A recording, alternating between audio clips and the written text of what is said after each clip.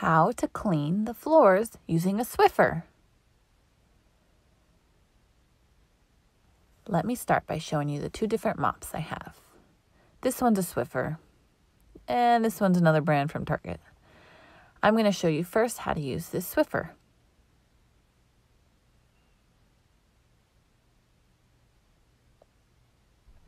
To use this kind of Swiffer, you need a wet or dry cloth. Today I'm going to be showing you how using a wet Swiffer cloth. They come in a container like this.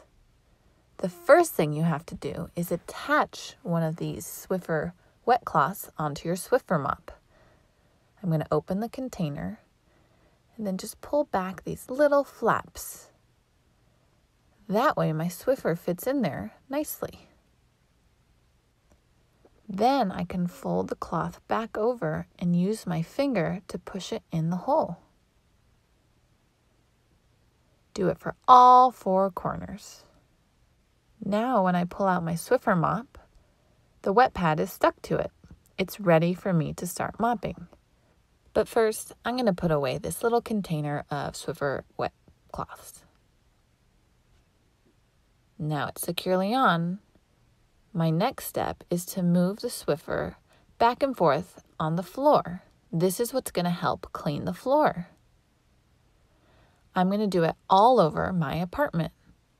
The best way to do it is to move it back and forth in front of you while you take steps backwards. This way, you're not going to be stepping on the clean floor. It's really important that you get under all the appliances, any little corners.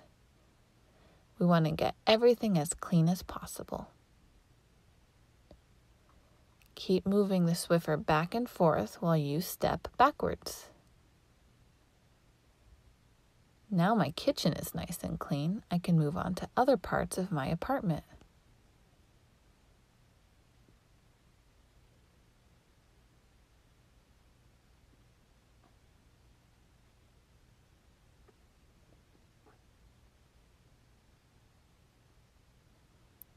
While you're mopping, you might find that you have to move things out of the way.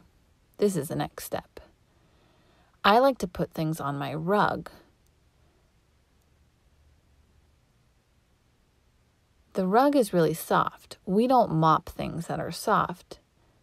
We mop on the hard surfaces, like on this laminate floor. You can use it on this type of surface or on hardwood floors or on tiles, but you do not do it on carpets. That's not a good idea. I'm going to keep doing this until my whole apartment is clean. Uh-oh, the rug is in the way. I'm going to move it out of the way, so that way I am just mopping on the hard surfaces.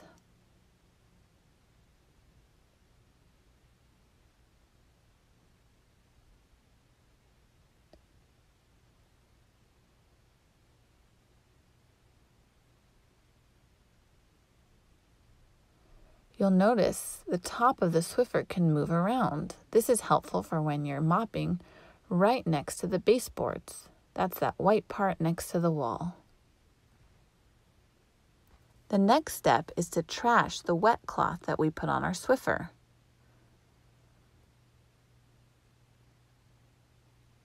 To do this, you just pull the cloth out of those holes that we poked it into. I'm going to pull it out of all four corners. Gross. You can see how much dirt we picked up. For this type of cloth, we just trash it. You don't reuse it. The last step is to wait until all the floors are nice and dry. Once they're all dry, you can put all your stuff back that you moved.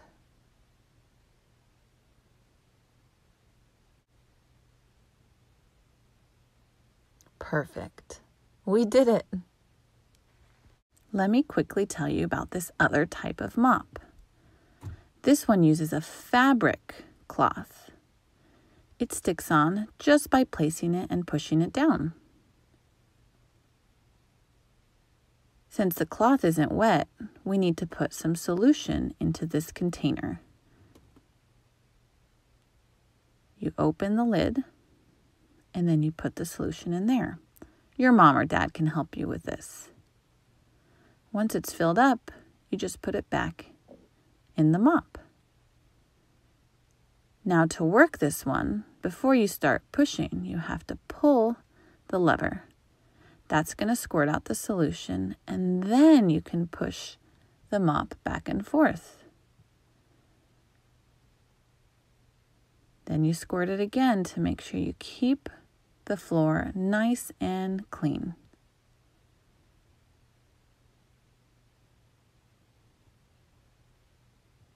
When you're finished mopping with this mop, you also remove that bottom cloth. But instead of trashing it, we're going to put this one in our washing machine so it's clean to use next time.